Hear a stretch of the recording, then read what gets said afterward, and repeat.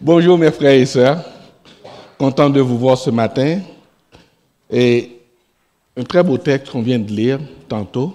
Comme vous le savez, ça fait depuis le début de l'année, nous sommes en train de voir les femmes, des femmes qui ont été incluses, si je peux le dire ainsi, dans le grand plan de rédemption de Dieu.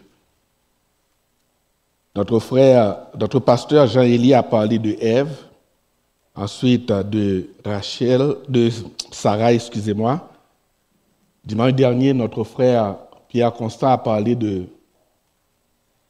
Sarah. Ce matin, nous allons parler de deux autres matriarches. On parle de patriarche, mais souvent on ne dit pas ce terme.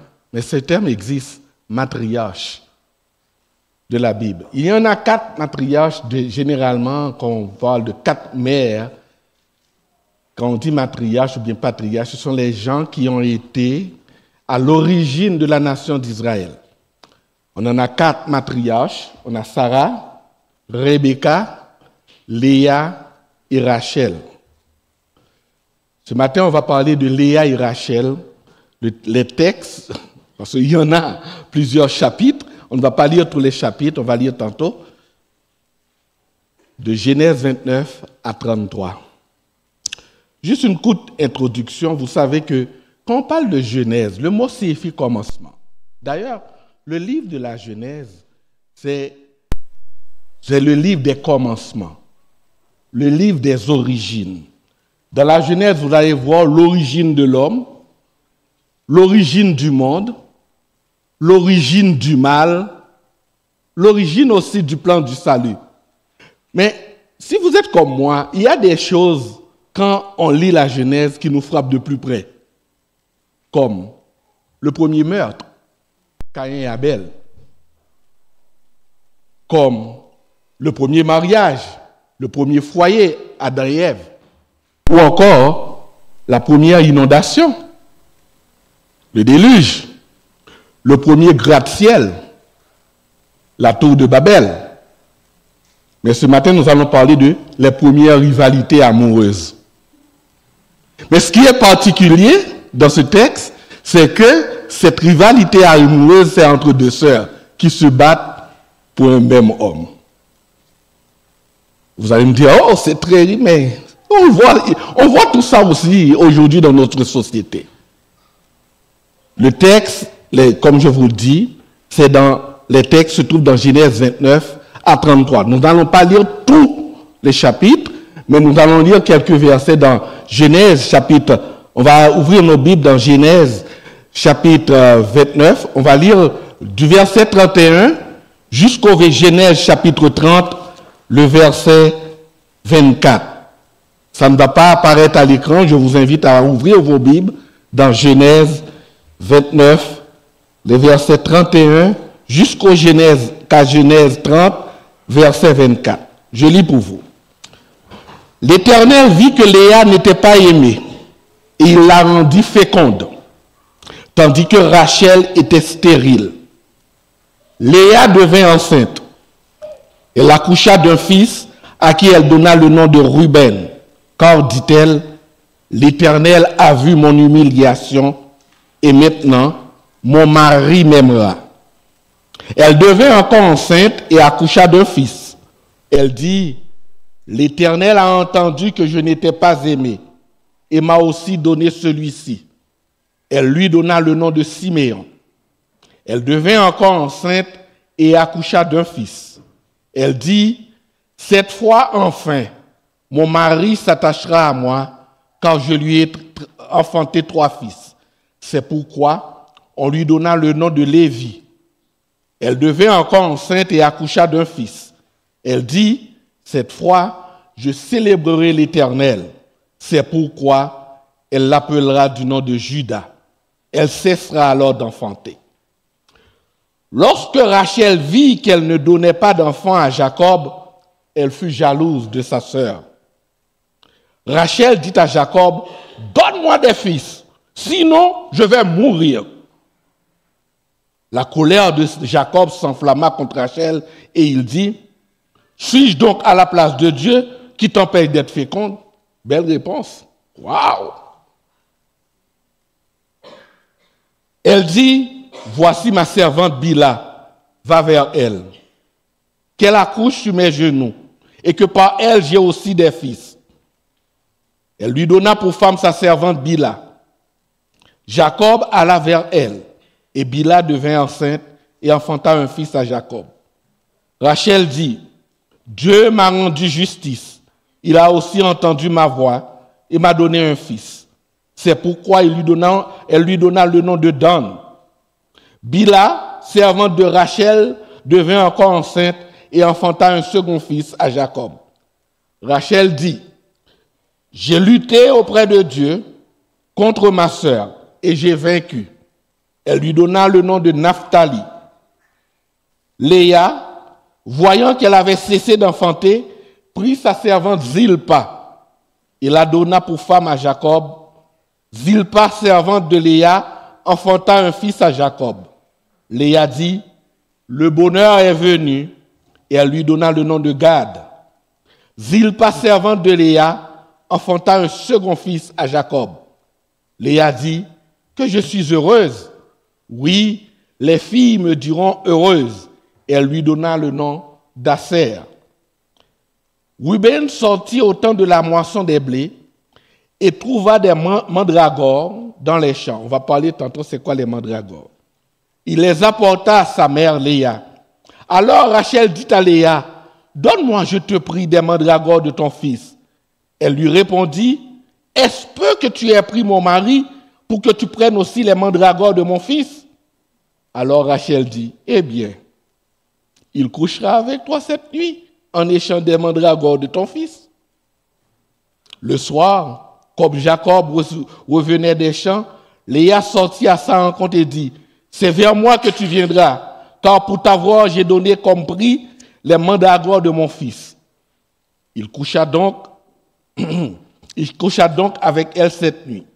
Dieu exauça Léa, qui devint enceinte. Elle enfanta un cinquième fils à Jacob. Léa dit, Dieu m'a donné mon salaire, à moi qui ai donné ma servante à mon mari. Elle lui donna le nom d'Issachar. Léa devint encore enceinte et enfanta un sixième fils à Jacob. Léa dit, Dieu m'a fait un beau cadeau. Cette fois, mon mari habitera avec moi, car je lui ai enfanté 6 fils. Elle lui donna le nom de Zabulon. Ensuite, elle accoucha d'une fille à qui elle donna le nom de Dina. Dieu se souvint de Rachel. Il l'exauça et la rendit féconde. Elle devint enceinte et accoucha d'un fils. Elle dit, Dieu a enlevé mon déshonneur. Elle lui donna le nom de Joseph en disant, que l'Éternel m'ajoute un autre fils. Courbons-nous pour la prière. Père du ciel, nous nous réjouissons du fait que toi, Seigneur, tu ne cherches pas des hommes extraordinaires, des hommes et des femmes justes. Tu n'as pas envoyé Jésus pour les justes, mais pour les pécheurs. Dans ta parole, nous disons que Dieu prouve son amour envers nous en ce que, lorsque nous étions encore des pécheurs, Christ est mort pour nous. Merci, Seigneur, du fait que tu as envoyé ton Fils mourir pour des rejetés, des gens qui n'étaient pas dignes, et que toi, tu as décidé de leur donner, comme on a chanté tantôt, de leur accorder un merveilleux changement. Merci du fait que, Seigneur, toi, tu fais tes œuvres à merveille. Tu accomplis tes œuvres, ton plan à merveille. Ça nous dépasse, mais toi, tu sais ce que tu fais. Ce matin, je te demande, Seigneur, d'accorder à chacun de nous ton Esprit Saint pour pouvoir comprendre que, Seigneur, dans ton plan, tu veux que toutes sortes d'hommes et de femmes participent à ton salut, à ton royaume. Tu appelles tous les pécheurs, quel que soit le péché, pour que ces gens puissent venir célébrer ton nom de toute éternité, au nom de Jésus. Amen. D'abord, comment on va diviser le texte? Nous allons diviser le texte en 3 parties, cette histoire. La première partie concerne Genèse 29, 1 à 30. C'est le double mariage de Jacob. Nous allons parler d'abord du double mariage de Jacob. Le texte que je viens de lire, on va le voir que la deuxième partie, qui est Genèse 29, 31, jusqu'à 30 à 24, c'est l'origine des 12 nations d'Israël, des 12 tribus d'Israël, excusez-moi. Et finalement, nous allons parler du retour de Jacob avec sa famille en Canaan, Genèse 31 à 33. Voyons le premier point, le double mariage de Jacob. On n'a pas lu le texte, mais je vous invite à le lire à partir de Genèse 29. Le récit des 2 sœurs, Léa et Rachel, s'inscrit dans le cycle de Jacob. Une des manières de lire la Genèse, c'est de lire par cycle. Le cycle d'Adam, le cycle de Noé, le cycle d'Abraham, le cycle de Jacob, et après, c'est le cycle de Joseph. Un des objectifs de ce cycle de Jacob, c'est de nous montrer d'où proviennent les 12 tribus d'Israël. Dans Genèse 28, nous voyons que Jacob quitte le domicile familial pour échapper à son frère Ésaü, pour fuir son frère Ésaü. Dans Genèse 28, Dieu a confirmé à Jacob qu'il est l'héritier. C'est lui l'héritier de la promesse faite à Abraham. Dieu lui a donné la vision d'échelle pour le confirmer et lui a clairement dit c'est lui qui va être l'héritier de l'alliance, de la promesse faite à Jacob, à Abraham et à Isaac. Jacob part de là. Le texte nous dit que Jacob arrive à Padan Aram. Quand Jacob arrive près du puits de Padan Aram, c'est là qu'il va rencontrer Rachel pour la première fois. Dans la Genèse, l'histoire se répète. Il y a beaucoup d'histoires qui se répètent. Rappelez-vous, c'est ce même puits que Eliezer, le serviteur le plus ancien de la maison d'Abraham, c'est dans ce même puits-là, quand il avait quitté la maison, quand Abraham lui a dit d'aller chercher une femme pour son fils Isaac, c'est ce même puits-là qu'il avait rencontré Rebecca. Jacob rencontre pour la première fois Rachel près de ce puits-là. Normalement, Jacob en a parlé d'après le texte, et Rachel va introduire Jacob chez elle, auprès de ses parents.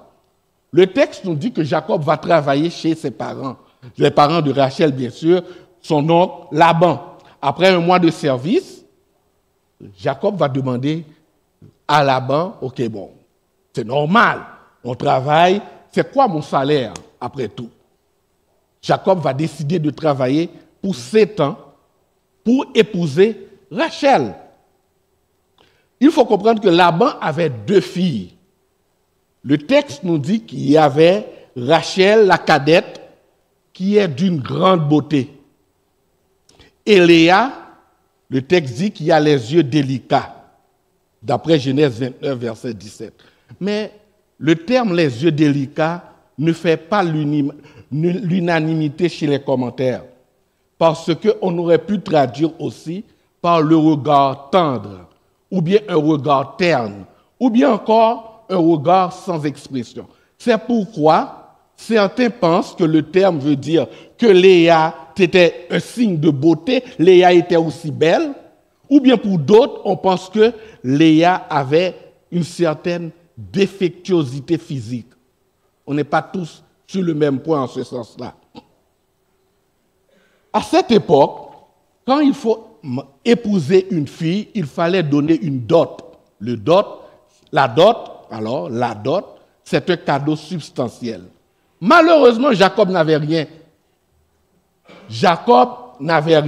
Plus tard, on va dire que Jacob a quitté le domicile familial avec uniquement son bâton. Donc, c'est pourquoi que Jacob accepte de travailler pendant 7 ans pour Rachel. Mais c'est énorme. Il faut réellement aimer une femme pour travailler 7 ans. Sans rien recevoir. juste après 7 ans pour épouser cette femme. Ça, c'est vrai. Donc, il faut comprendre que plus tard, et je dois le dire plus tard, dans Deutéronome 22-29, le Deutéronome va fixer la dot uniquement à 50 pièces d'argent. Parce que c'était trop quand même. Il faut le reconnaître. Mais le soir des noces, au lieu de Rachel, Laban va donner Léa à Jacob. C'est ça que je vous ai dit une fois quand j'avais prêché ce texte pour Jacob. On récolte ce qu'on sème. C'est la loi de la nature et c'est ce que la Bible dit dans Galates chapitre 6.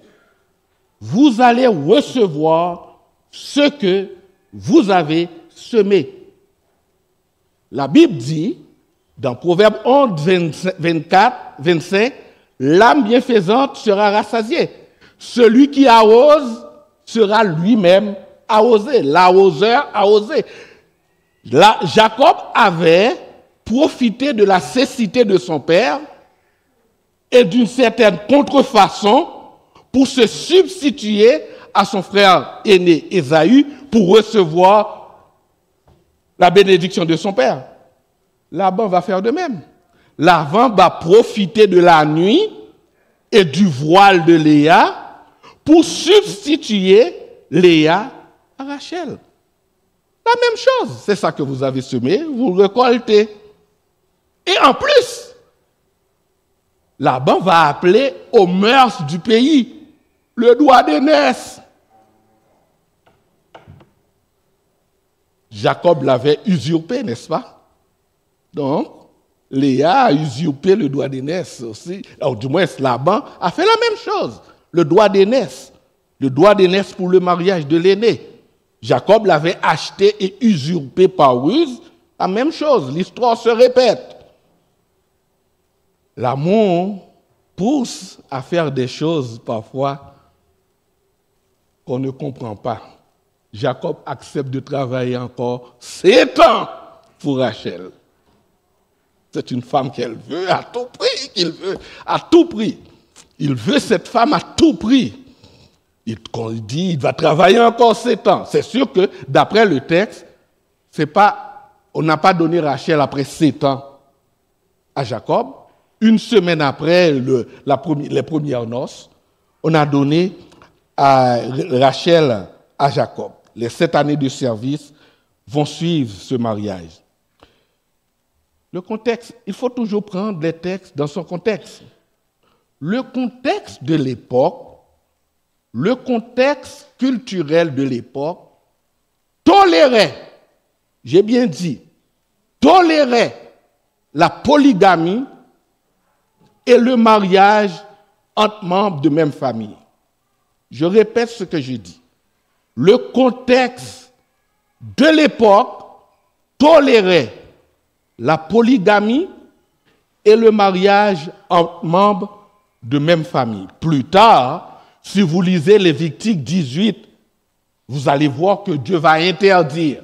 Le texte est clair, Lévitique 18, verset 18 dit « Tu ne prendras pas la sœur de ta femme pour exciter une rivalité en découvrant sa nudité à côté de sa femme pendant sa vie. » Dieu va interdire ces choses-là plus tard. Mais à ce moment-là, c'était toléré. Voyons le deuxième point, l'origine des 12 tribus d'Israël. C'est le texte que j'ai lu tantôt. On a vu que la tromperie de Laban a amené Jacob à épouser les 2 sœurs. Et ça va donner une rivalité des plus malsaines entre 2 épouses dans la Bible. Comme je vous le dis, dans la Genèse, l'histoire se répète. Ce n'était pas la première rivalité dans la Genèse. Rappelez-vous, Caïn et Abel, il y avait la rivalité entre Caïn et Abel, entre Ésaü et Jacob, des frères. Mais maintenant, on est en présence de rivalité de 2 femmes, de 2 sœurs, qui se battent pour un homme. Et cette rivalité, la compétition auquel se livrent les deux sœurs pour attirer l'attention de Jacob, cette rivalité est source de tensions constantes dans la famille. Et plus tard, dans les tribus d'Israël. Les deux femmes mesurent leur valeur à leur capacité d'avoir des enfants. Et dans ce concours de fertilité, Léa l'emporte haut la main. Il faut dire que la façon dont Jacob a traité Léa est inappropriée. C'est clairement que la Bible dit que l'Éternel a vu que Léa n'était pas aimée. L'épouse n'était pas aimée. Et c'est pourquoi que l'Éternel a rendu Léa féconde, tandis que Rachel était stérile. J'aimerais attirer votre attention sur les noms des 4 premiers fils de Léa. Et ça nous montre la souffrance morale de cette femme. Le premier s'appelle Ruben, verset 32. Ruben, c'est un mot, Ruben a une consonance avec un mot qui veut dire « l'Éternel a vu mon humiliation ». Il l'a appelé Ruben, qui veut dire « voyez un fils ». Le deuxième, il l'a appelé Siméon, qui veut dire normalement entendre. L'Éternel a entendu que je n'étais pas aimé. Il a appelé de l'autre, le troisième, Lévi. Maintenant, mon mari s'attachera à moi. Lévi vient d'un mot qui veut dire s'attacher. Mais au 4e fils, il semblerait que les choses commencent à changer. Parce que Rachel était stérile. Et à ce moment, il faut avoir des enfants. Il faut comprendre. Maintenant, une femme stérile, ce n'est pas une malédiction. Hein? Et j'aimerais vous dire que vous qui m'écoutez, une sœur qui n'a pas d'enfant, ce n'est pas une malédiction. Au contraire, ça ne veut pas dire que Dieu ne vous a pas béni. Je connais des sœurs, et je peux le dire, la femme du pasteur en Haïti n'avait pas d'enfant. Elle a béni beaucoup de gens. Et beaucoup de gens l'ont appelée maman. Par son attitude, son comportement, sa façon d'aider les jeunes, sa façon de démontrer son amour pour les jeunes filles. Ce n'est pas une malédiction. Tu es béni quand même parce que tu as le salut en Jésus. Amen. Mais à cette époque, avoir des enfants était bien vu. C'était un déshonneur pour les femmes de ne pas avoir d'enfants. Et quand Léa continue à multiplier, probablement à ce moment-là, Jacob commence à avoir une certaine attirance davantage pour Léa. Et ça se démontre dans le 4e fils que Léa a eu. Il dit maintenant, mon mari commence à m'aimer. Et il va l'appeler Judas. Le mot Judas veut dire célébrer. Et le texte nous dit dans le verset 35, Léa loue Dieu pour la naissance de Judas. Comme Sarah et Rebecca, avant elle, Rachel était stérile. J'aimerais attirer votre attention sur ce verset de Rachel, Genèse 30, verset 1 à 2. Donne-moi des enfants, sinon je vais mourir. Waouh! C'est fort, c'est dur. C'est triste également pour montrer que l'attitude de l'époque, comment c'était dur. Parfois, ça arrive dans certaines sociétés. La pression sociale oblige certains jeunes hommes, certaines jeunes filles à faire des choses. Et même à se détourner de l'Éternel. Et je peux vous le dire, en Haïti, la pression sociale sur les jeunes filles pour trouver un amant, un mari, la pression sociale sur les jeunes hommes. J'avais 30 ans, je n'étais pas encore marié. Je me rappelle que je travaillais dans une institution catholique.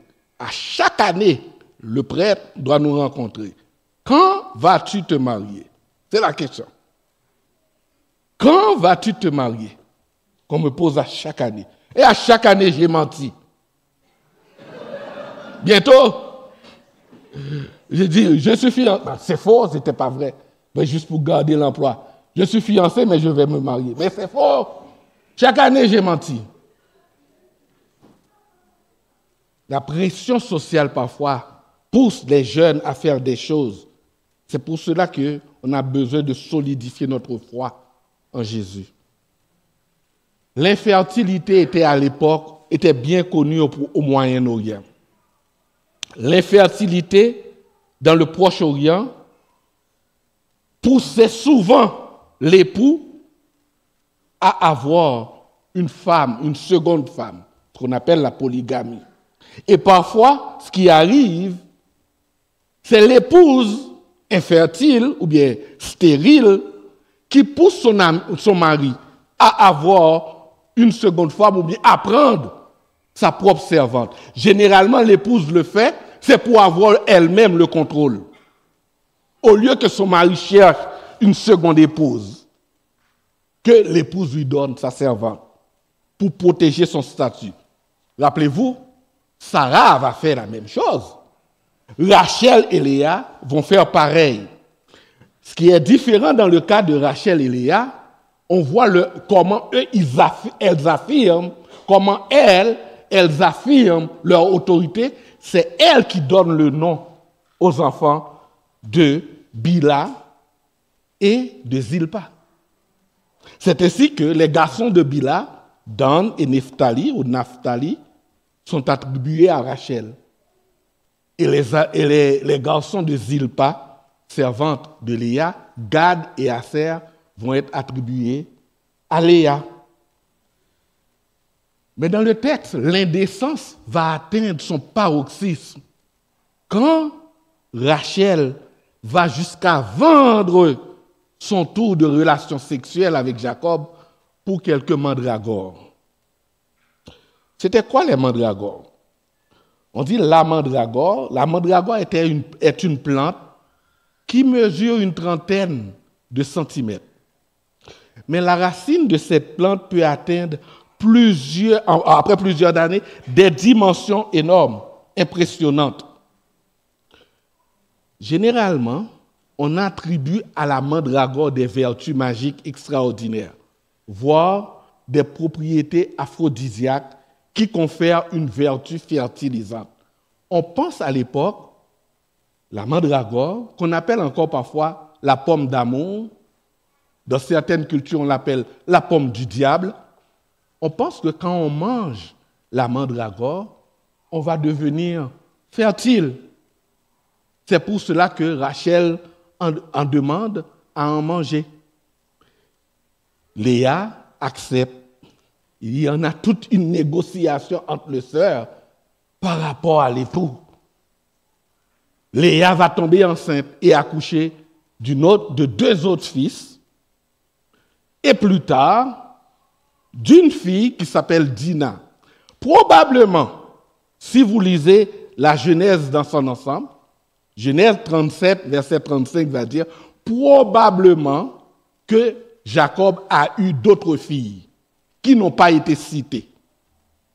Ça pourrait être des filles ou des petites filles, mais probablement parce que à la mort de Joseph, on dit tous ses fils et toutes ses filles venaient le consoler. Probablement. Mais c'est Dina seule qui est citée dans le texte. Dieu s'est souvenu de Rachel. Finalement, Rachel va tomber enceinte. Et Rachel va eu Joseph. De ces relations conjugales franchement troubles, chaotiques, vont naître 11 fils et une fille. Benjamin va naître dans le chapitre 35 plus tard. Telle est l'origine des 12 tribus d'Israël. Il est évident que Dieu ne traite pas avec cette famille parce que cette famille serait un cran au-dessus des autres. Non, Dieu a voulu honorer sa parole. Dieu a voulu honorer la promesse d'alliance établie avec Abraham, Isaac et Jacob. Ce n'est pas... Regardez, vous lisez bien, vous voyez. Ce n'est pas parce que c'était une famille meilleure que les autres. Une famille ordinaire, comme la plupart de nos familles, qui ont fait beaucoup d'erreurs, mais Dieu quand même, dans son amour. Encore une fois, Dieu prouve son amour envers nous en ce que lorsque nous étions des pécheurs, Christ est mort pour nous. Regardez le dernier point, avant quelques éléments d'application.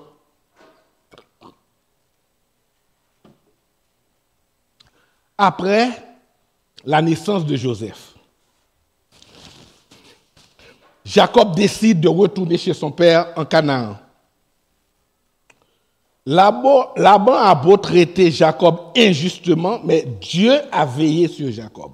Et le texte nous dit, Dieu a veillé sur Jacob, sur sa prospérité. Dieu veille à la prospérité de Jacob. Il faut comprendre que l'action de Dieu n'est pas limitée par l'injustice. Dieu peut satisfaire nos besoins et améliorer notre condition, même si on nous traite de manière méchante. Dans le livre des Proverbes, chapitre 16, le verset 7, Salomon nous dit, « Quand l'Éternel approuve les voies d'un homme, il dispose favorablement à son égard, même ses ennemis. » Quand Dieu approuve les voies d'un homme, il met même ses ennemis à faire la paix avec lui. C'est ce que la version La Colombe nous dit. Jacob fait appeler Rachel et Léa au champ où se trouvaient les troupeaux pour leur parler. C'est la première fois dans le texte qu'on voit Jacob avec les deux sœurs en même temps. Jacob et ses femmes s'allièrent et les femmes décidèrent avec Jacob de quitter la maison de leur père de Laban. Le texte nous dit que Jacob les fit monter sur les chameaux ainsi que les enfants et ils partent tous pour Canaan. Rachel, en partant, a emporté les téraphim de son père. C'était quoi les téraphim? Les téraphim étaient de petites statuettes à figure humaine qui étaient censées assurer la prospérité du foyer. Généralement, on amenait les téraphim comme des amulettes. Vous savez c'est quoi une amulette?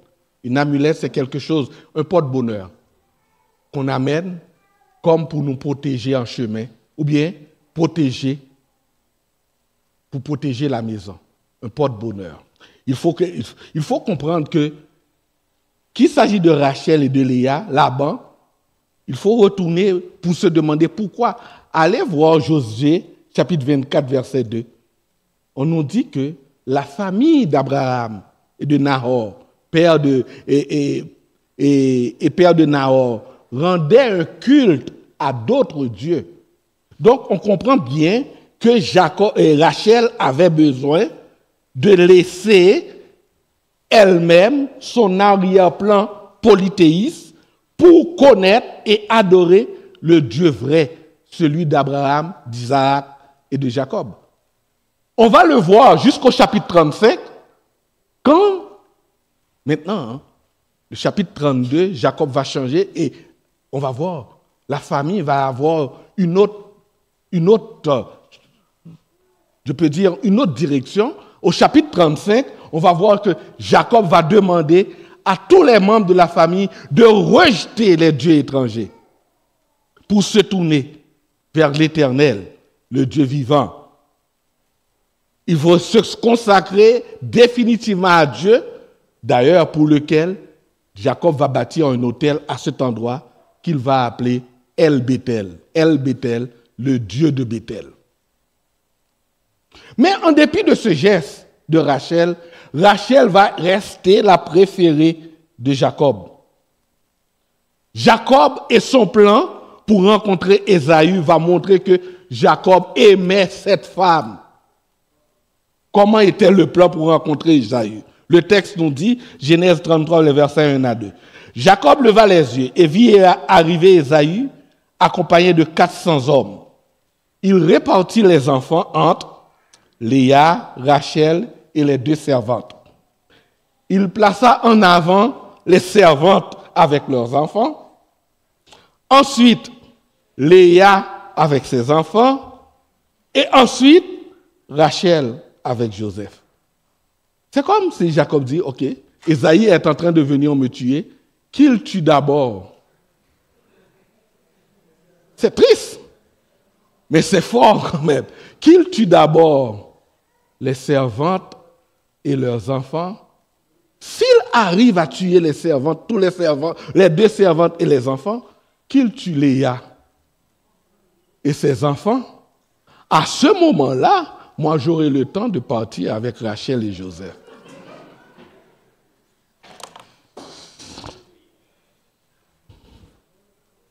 Mais ce plan était inutile. Car le texte nous dit, Ésaü courut à sa rencontre et l'embrassa et se jeta à son cou et lui donna un baiser. Et ils pleurèrent. Dieu avait déjà apaisé le cœur d'Ésaü, comme il avait apaisé le cœur de Laban. Quand l'Éternel approuve les voies d'un homme, il dispose favorablement à son égard, même ses ennemis. D'ailleurs, c'est Dieu qui avait déjà dit à Jacob, retourne chez ton père.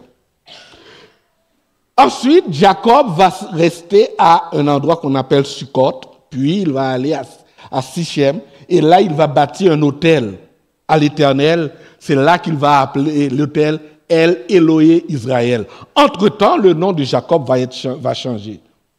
Le El Eloé Israël signifie le Dieu d'Israël. Plus tard, le texte continue, on va voir que Rachel va mourir. Rachel va accoucher. Benjamin, c'est là que Rachel va mourir. Le texte nous dit que Jacob va démontrer encore son amour pour cette fille par une stèle qu'il va mettre sur le tombeau de Rachel. Et ce tombeau de Rachel va rester jusqu'à le roi Saül, parce que dans 1 Samuel 10, verset 2, on parle près du tombeau de Rachel.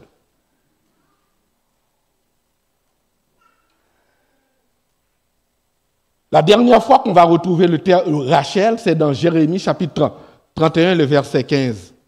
On va trouver que Jérémie va parler concernant l'exil. On va prendre Rachel, on dit Rachel pleure ses enfants. C'est pour l'exil, mais Matthieu va citer le même texte concernant l'infanticide à Bethléem, concernant lorsque Hérode va tuer les enfants de Bethléem pour dire Rachel pleure ses enfants et n'a pas voulu être consolée parce qu'ils ne sont plus. Quant à Léa, Léa va rester l'unique femme de Jacob. C'est Léa qui va rester la femme de Jacob. Quand Jacob va retourner chez son père, c'est avec Léa qu'elle va rester jusqu'à l'arrivée en Canaan auprès de son père. Savez-vous le seul honneur que Jacob a donné à Léa dans le texte? À sa mort, Léa va être la seule qui va être enterrée près de Jacob, dans la caverne de Macpéla, auprès de Abraham et Isaac, Abraham et Sarah, Isaac et Rebecca, Léa et Jacob. C'est le seul honneur que Léa va avoir. C'est ça l'histoire. Les 2 sœurs, la dernière fois qu'on les voit, les 2 sœurs citées ensemble, c'est dans Ruth. Dans Ruth 4, verset 11, où Ruth nous dit que Léa et Rachel ont bâti la maison d'Israël. Voici les 2 matriarches, Léa et Rachel, et ce sont elles qui ont donné naissance aux 12 tribus que nous connaissons aujourd'hui, qui vont, les 12 tribus, une partie d'entre elles vont être citées dans l'Apocalypse en parallèle aux 12 apôtres de Jésus. Ces 2-là, la promesse va s'accomplir. Pour terminer, qu'est-ce que ce texte nous dit aujourd'hui? En quoi cela s'applique à l'Église chrétienne du plateau, nous et de l'Église chrétienne du plateau aujourd'hui? Qu'est-ce qu'on peut tirer de cette histoire aujourd'hui? La première chose que je veux dire, j'aimerais vous attirer votre attention sur la polygamie. La polygamie amène des relations conjugales chaotiques et empoisonnées. Le fait que Jacob a eu 2 épouses, 2 concubines, a été source de tristesse et d'amertume pour leurs enfants. Et plus tard, des rivalités vont opposer encore et encore entre les tribus d'Israël. Il va y avoir une forte rivalité entre Éphraïm et Juda, entre les fils de Joseph, d'Éphraïm et Juda. Il va y toujours avoir, qui va amener même à la séparation. Dieu n'a jamais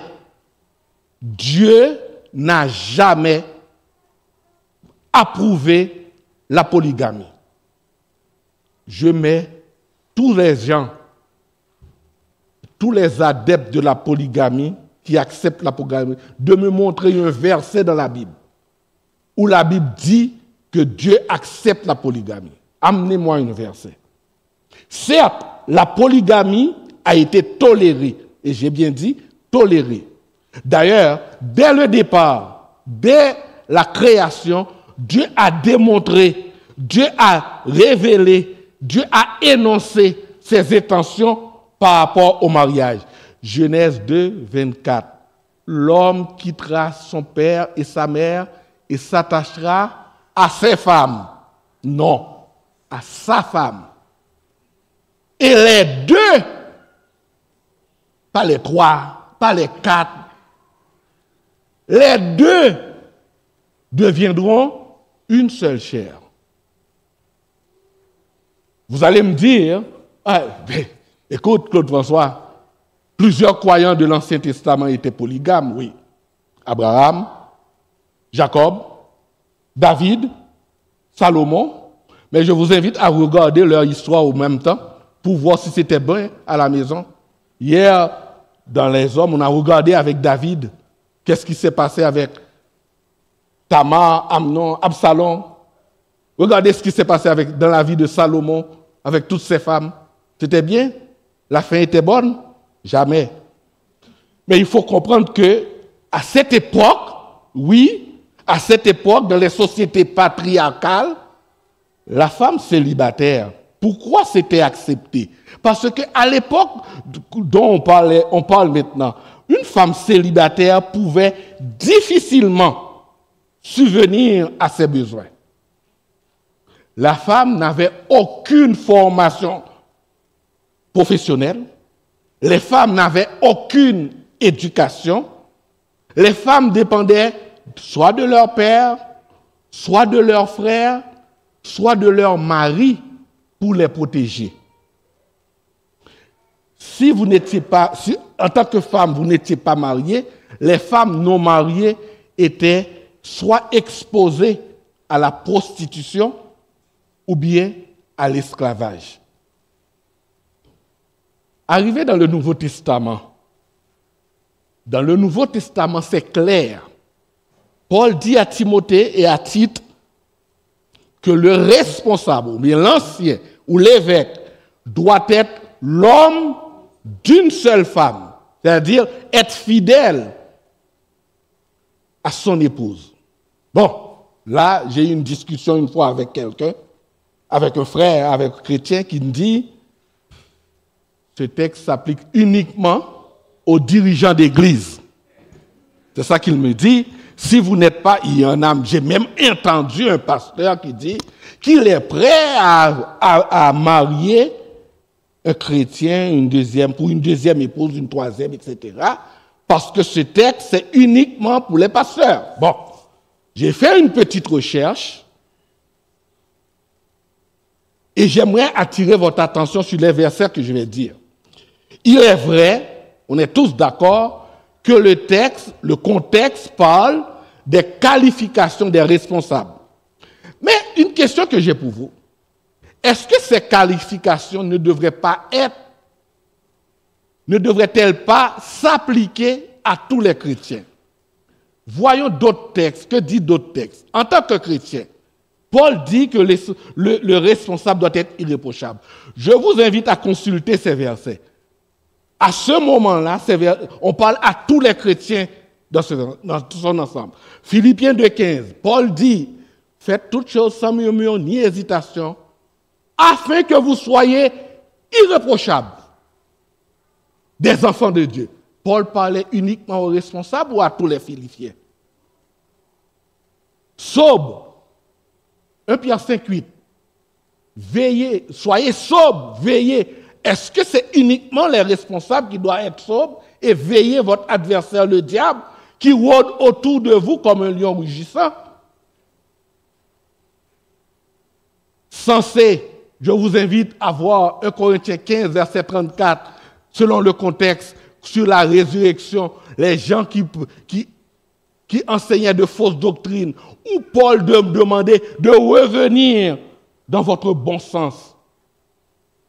Réglez dans votre conduite, Éphésiens 5, 15, où Paul demandait de ne pas se comporter dans votre conduite comme des fous, mais comme des gens sensés. Hospitalier, Hébreux 13, 1, qui nous dit pratiquer l'hospitalité. Est-ce que c'est uniquement les responsables qui doivent pratiquer l'hospitalité? Capable d'enseigner, Paul dit dans 2 Timothée 2, ce que vous avez appris de moi, enseignez à d'autres. Pourquoi? Pour qu'ils puissent donner à d'autres. Et plus tard, dans le même chapitre, il dit, le chrétien ne doit pas avoir des querelles, mais doit être capable d'enseigner, ni à donner au vin. Uniquement les responsables, ils ne doivent pas être ivrognes. Lisez Éphésiens 5, 28. Paul dit, ne vous enivrez pas de vin, c'est de la débauche. Soyez au contraire remplis de l'Esprit Saint. Ni violents, Matthieu 5, 22. Mes frères, soyons honnêtes. Lisez tout le texte et cherchez d'autres textes, ce qu'on appelle une concordance. Est-ce que ça s'adresse uniquement à moi, Jean-Élie, Pierre Constant, Julius? Vous tous les autres, vous pouvez faire n'importe quoi. Alors, où est la chrétienté dans tout ça?